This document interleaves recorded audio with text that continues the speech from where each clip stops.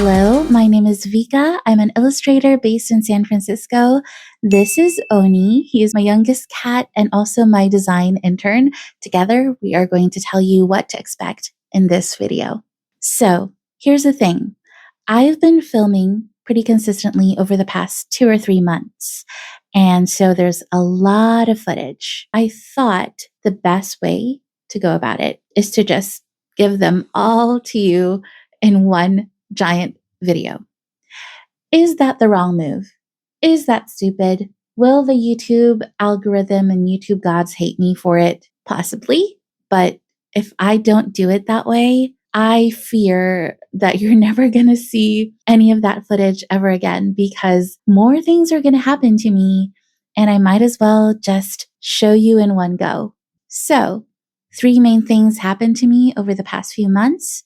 First, I finished my first big painting of the year, first big traditional painting. Normally, I work digitally these days, so whenever I get a chance to take my paints out, it's always such a fun experience for me, and you get to watch me experiment and figure out what the heck I'm doing, and it was a fun experience, stressful, but pretty fun. Second big thing, I got to attend an intensive children's book writing and illustrating workshop hosted by Beatrice Blue. She is one of my favorite illustrators, and it was so fun getting to do that workshop with her. The thing is, it was in European time, so I had to flip my body clock. Also, it was 18 to 19 hours condensed in like 2 days, just one weekend. So it was really intense. And third big thing, I also attended my first big market of the year over in San Jose. It was organized by SJMade. I brought my camera along with me so that you could see the whole setup and some of the breakdown and moments in between. So I thought I would share some footage from that, but also share some of my thoughts about doing markets in general. I do want to do a separate video in the future about what it's been like doing markets over the past 3 or 4 years and sharing some insights and hopefully things that you can learn from and use in your own business. So I thought that would be fun to show you. And last, as a little bonus of sorts, my cat Yuffie also had to undergo a pretty big surgery. Such a stressful process, something that we've been working towards for the last 7 or 8 months because she has a rare condition called auricular chondritis. And it's just been so emotional, an emotional journey. I'm probably going to be sharing some footage of her either peppered throughout the video or maybe she'll get her own chapter. And I know that's a lot of content. I feel like I tend to make longer videos anyway, but personally, those are actually the kinds of videos I enjoy. I tend to watch YouTube videos where I can just leave it on as I go about my business and do my own thing, and I get to spend 30, 40 minutes with this other person. So if that appeals to you in any way, I hope you subscribe. But really, I just hope you enjoy the video and you find it comforting in some way, and I'll talk to you in a bit.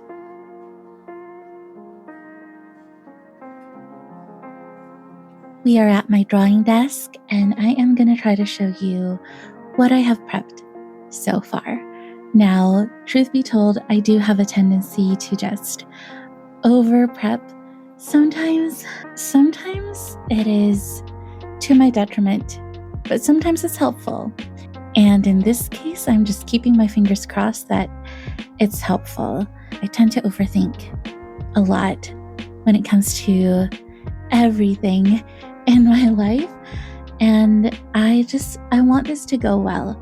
So I'm going to show you the pencil sketch that started it all, how I interpreted it on digital with a digital sketch on Procreate, how I did the color planning on Procreate, and also how I did initial color tests and color blocking on actual watercolor paper. And we're going to see if it all comes together in the final piece. I had a fairly clear idea in my head of how I wanted the illustration to look. I wanted the different planets to be part of this fun marching band, and As much as possible, I wanted them to be in order, but I wanted to allow for some movement. I didn't want it to be overly rigid, so certain planets are not exactly where they're meant to be. For example, Venus is behind Mars, and Saturn isn't exactly where it needs to be. But it's a parade and they're a marching band, and I just wanted them to look like they're having a lot of fun, playing their instruments, dancing, waving their flags around. While I was sketching, I remembered the fact that one specific planet spins or rotates the other way compared to all the other planets, and I realized that it was Venus. So I wanted to make sure that I illustrated Venus going the other way, or like facing the other way, and she's riding a little rocket ship to make sure she still goes with the crowd. But that's one of the details that I love about this illustration. And here's how it turned out as a digital sketch on Procreate. I just refined a lot of the details. I completed all the planets, but I also added a few fun extra characters like the little star and baby comet. I also included a baby Pluto. Okay, now for the scary part. I did so many iterations of this. I just could not decide on a color palette. I knew I wanted it to be funky and whimsical, but I couldn't decide in my head. I guess because I know certain planets have to be specific colors. I wasn't gonna make this realistic in terms of colors because it's just a playful illustration in my style, but I knew the sun, who is leading the parade, had to be like bright and yellow and glowy. I knew I wanted Mars to be reddish. I knew I wanted Jupiter to be orangey red, and just trying to factor in details like that and trying to decide how to get everything to pop when there are so many different characters in this one illustration. So this is the final Procreate colored version that I have, and I wanted to use it as my guide when I actually did the painting part, because I knew that I wouldn't necessarily have all these colors. I wouldn't be able to mix exactly the colors that are on Procreate, but I wanted to try to get as close to that vibe as I could. Really vibrant and playful, and it's a parade. I wanted it to be very happy. But to this day, up until this very moment, as I'm recording this, I don't know if it looks right. I feel like it's one of those things that I'm just gonna have to figure out as I go along and decide in the moment if I wanna switch anything out. Because right now it's looking crazy. It's looking pretty intense. To give you an idea of what it might look like as the painted piece, I did color swatches and initial color blocking on watercolor paper. So this one, the lighter one, it's mostly watercolor. There's little bits of gouache, but I did two just to kind of show myself how vastly different they could be once I put gouache on top. So I don't know if I like it. I feel like from afar, yes, I do. Like if I look at it from here and kind of blur my eyes a little bit, like out of focus, like, oh, it looks really vibrant and happy, but I don't actually know. So the final piece of the prepping puzzle is this giant printout of the sketch. It's very strange for me. It's not like the typical dimensions that I would work with, but I wanted to use that because it's the size that would fit my light box, and also this giant sheet of Arches watercolor paper that I have. So I'm actually going to have to trim the paper down a little bit just so it fits exactly. But that is going to be the first step of this whole painting process. I'm going to put this printout on top of my light box and then put the watercolor paper on top of that. And then we are going to get to sketching. I'm scared. Are you scared? I'm scared. Like genuinely, I'm so anxious. Does anybody else feel this way when they're about to paint? Oh God, it's just paper. It's just paper. It's just paper. It's gonna be fine. It's fine. It's paint. It's paint. It's fine. We're fine.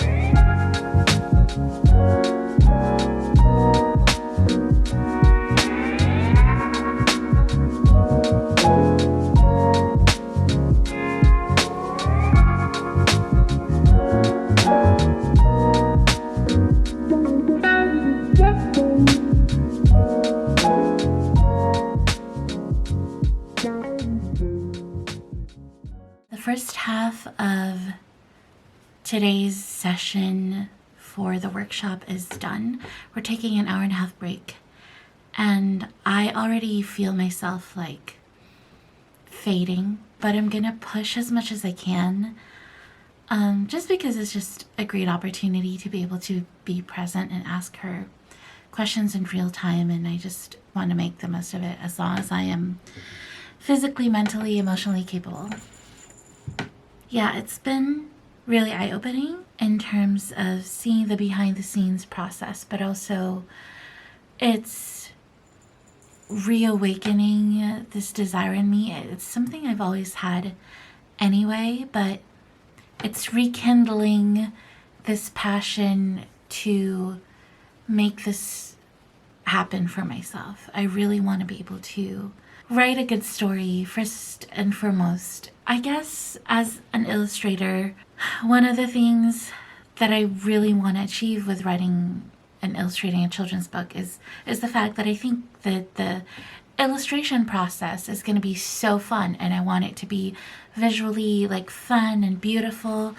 But I think at the heart of it all, the story needs to be the main focus. I feel like the story needs to take a more central part in my brain, and it needs to be more at the center of why I want to make a book in the first place, because I have fun, silly ideas in my head, but I do want it to have a good core message, and it's that struggle of like, how do I impart a story that resonates with me, but that will also be interesting and fun for kids to read? Because I guess something that I do want to tackle in future work that I make is the fact that I had a very dark childhood, a very, very, very rough upbringing. So I don't see a lot of children's books tackling that, not literally addressing, like a violent childhood, but the inner turmoil, the loneliness, the kind of anxiety that builds up in a child when they do have that kind of environment growing up.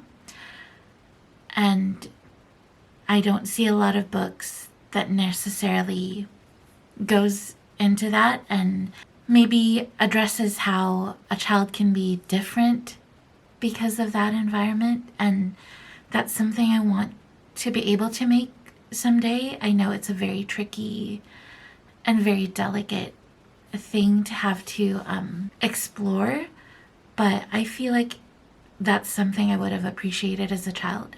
Most children's books are very happy and vibrant and just colorful and loud, and I feel like I had a very insular way of thinking and processing things, and I don't necessarily like loud things, and I'm probably not as outspoken as I could have been as a child because of fear for my safety and stuff like that. But I feel like children are often portrayed as these, very playful, very curious, very happy beings, and that sadly, that's not always the case. Part of me growing up always wondered what was wrong with me, why I was different, why I wasn't the same as those characters in books. And I would love to be able to make something for that kind of child, the kind of child who might have similar feelings or experiences. And that's something that I want to work on. That's a personal goal for myself. And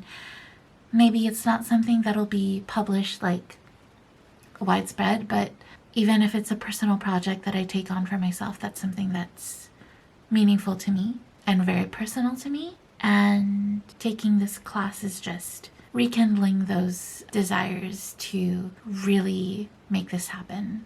Or maybe it's just my 5 a.m. exhausted brain talking. But honestly, as much as I'm excited about the sessions that'll focus and delve more into the actual illustrating, what I've loved so far is diving into story and writing, and it's making me fall back in love with the practice of writing. When I was younger, I actually wanted to be a writer. That was always kind of my identity. Like among friends and family, everyone thought that I was going to be a writer. I was always like the editor of the school paper for both like grade school and high school, and I was yearbook editor, and just I was writing all the time. And somewhere along the way in college, I felt like I had to pick between writing and music because those were my two big things. In college, I kind of abandoned the writer side because I thought I could only be one thing. If I wanted to be great at something, I can only focus on one thing. And I'm happy that I'm at this point in my life kind of understanding that I can love more than one thing and be more than one thing. And hopefully I get to reawaken the writer in me. And wow, I never expected that from this workshop. Like, I know it's about writing a children's book and illustrating a children's book, but I guess I've spent the past 5-6 years developing my identity again as like, I'm an illustrator. But, at the core of it is the story. That's what you're illustrating, and I'm excited to write.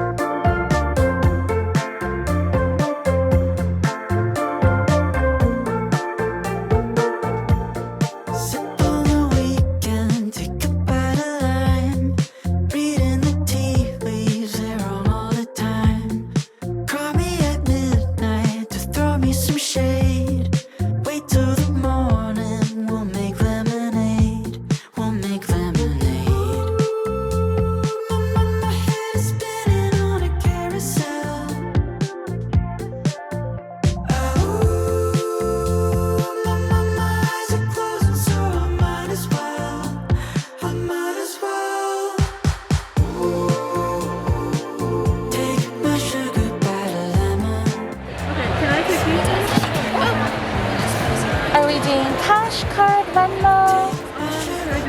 Yeah.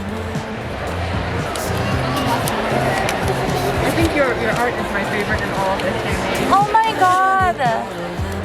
I'm honored. I do love these. Yeah, it's perfect. And I love that I remember you guys every time. Oh, we did. Thank you for remembering Of us. course.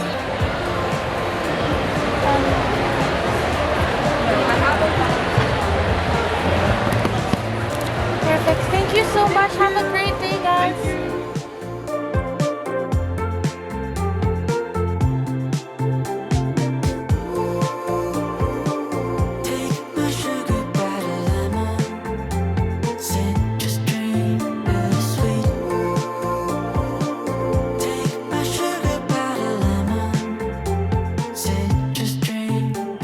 Okay, so it's been a week and a half since I went to the SJMade market.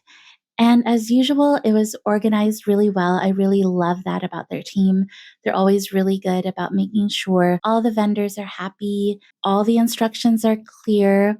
And some of the highlights of the whole weekend for me were the fact that the vendor community really just reminded me how supportive everyone is. A few people ended up giving me some snacks and also checked in to ask me about Yuffie. And I always think that's so sweet. Also, Emily ended up giving me a super cute bag, and Sudi gave me this really sweet art print. I am so floored. People are so generous, and I've been doing the whole market thing for 3 years now, 4 years, and it never gets any easier, especially on your body. It's such an exhausting experience, but the people around you, your peers, just make it so worth it. I did end up plugging in all my numbers in my spreadsheet, and I found out that I made roughly the same amount, a little bit more than I did last year. So that was pretty good. I will share that I made something in the 2 to 4,000 range, and the cost to just acquire the booth was around $400 to $500. Of course, that's not counting the cost of actually having the inventory to sell, the transportation to get there, your food so that you survive the 2 days while you're there, and all the other costs of going into doing markets. That's something that I can cover in a separate video. But overall, I think it was a really good market experience, especially for that time of year. I feel like this is always the off season. Winter is always a little bit slower for business. And I think it was definitely worth all of the time and money investment that I put into it. As I said, I'll be doing a separate market video. So if you have any questions about doing markets, something you've always wanted to know, leave a comment and I will do my best to answer them in that video. Thank you so much for spending time with me. I know it was a long one. Hopefully, my next video isn't going to be this massive. If you enjoy these kinds of long videos where I just go about my day and my life as an illustrator, hopefully you subscribe. And I guess Oni and I will see you in the next one. Bye!